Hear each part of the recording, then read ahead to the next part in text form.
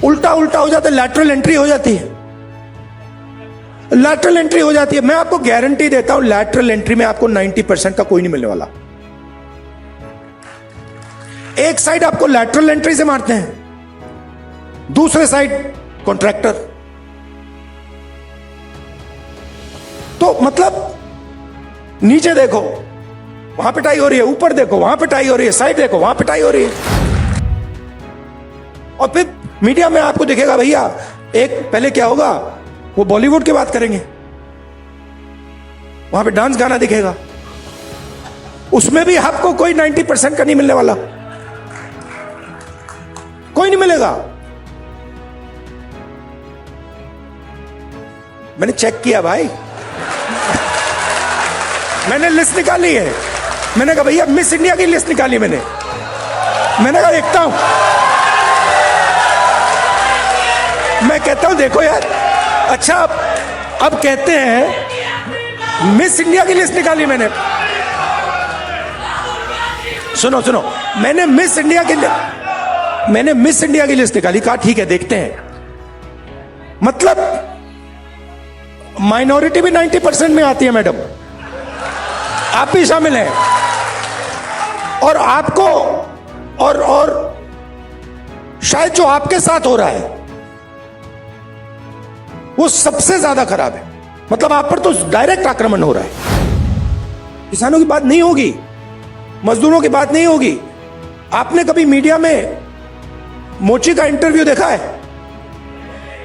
बस मेरे चैनल पे आ रहा है और किसी चैनल पे नहीं आ रहा। मगर आबादी लास्ट कदम नहीं है। आप ये मत सोचिए कि आइडिया ये है कि भैया जाति जनगणना हो गई, उसमें सबकी गिनती हो गई और बात वहां खत्म हो जाएगी। नहीं, ये मेरा विजन नहीं है। ये पहला कदम है। मेरा विजन है कि हिंदुस्तान में धन किस प्रकार से बांटा जा रहा है।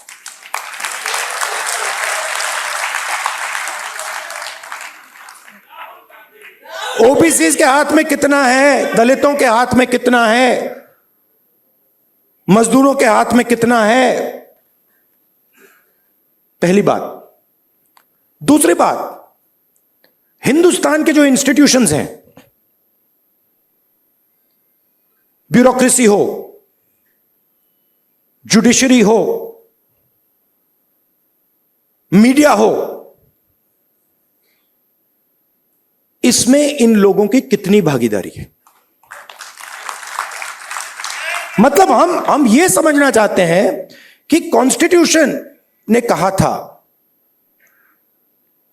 कि एक व्यक्ति को एक वोट मिलेगा। मतलब सारे के सारे हिंदुस्तान के जो सिटीजन्स हैं वो समान है, एक समान है, एक जैसे हैं। तो हम ये पूछ रहे हैं कि अब 70 साल हो गए, कॉन्स्टिट्यूशन हमारे सामने है, इसका समाज पर इफेक्ट पड़ा है, हां या ना? और कितना पड़ा है?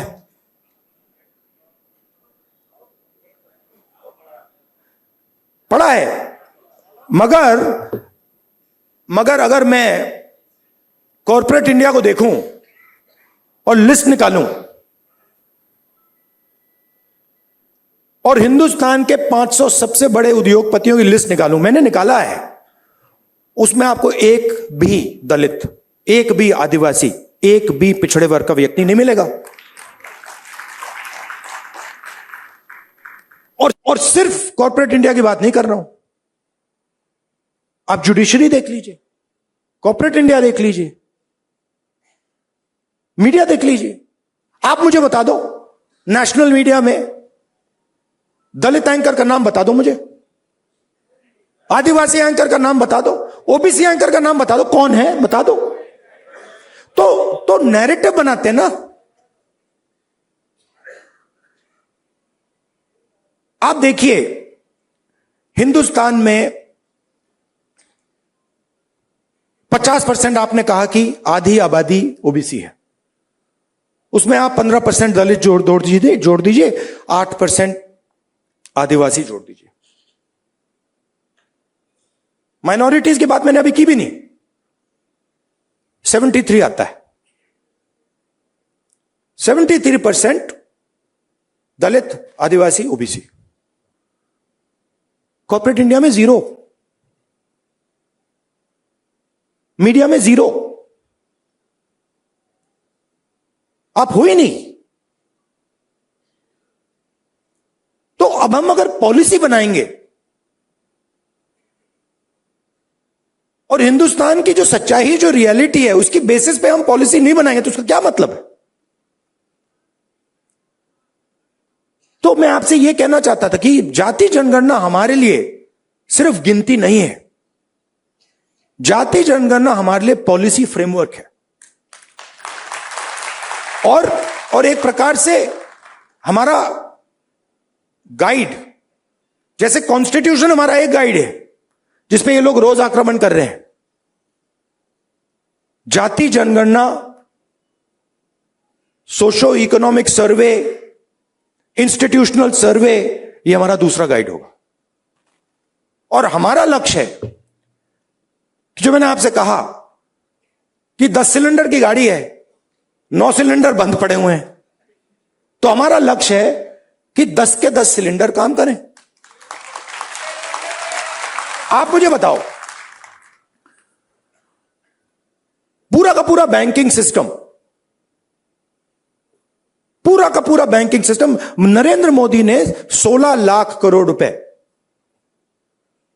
25 लोगों का कर्जा माफ किया है।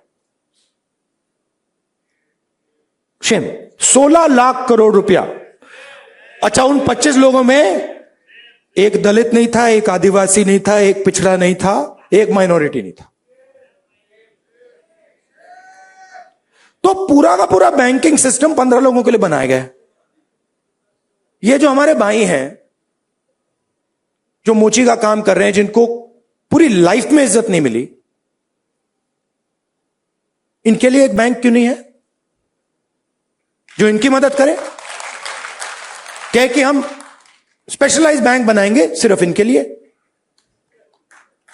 तो पॉलिसी मेकिंग फ्रेमवर्क का यह मतलब है, हमारा काम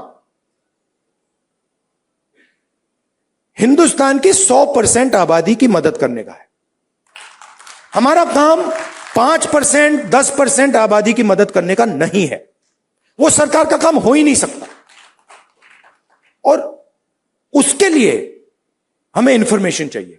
21वीं सदी है, हमें डेटा चाहिए। डेटा है ही नहीं। आप नोट कीजिए, मैंने 2 चीजें कही हैं।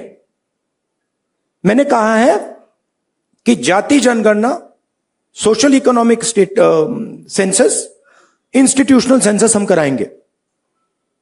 और 50% का जो बैरियर है, जिसको हम एक्सेप्ट नहीं करते हैं, फ्रैंकली बोलूं तो इसको हम उड़ा के फेंक देंगे। ये 2 चीजें मैंने कही हैं। और मगर उसके बाद मैंने आज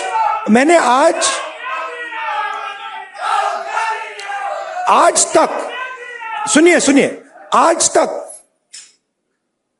उसके बाद हम क्या करेंगे मैंने नहीं बोला है, क्योंकि पहले मैं चाहता हूं कि हमारे सामने डेटा हो कि भैया इतने दलित हैं, हिंदुस्तान के इंस्टीट्यूशन में उनकी इतनी भागीदारी है।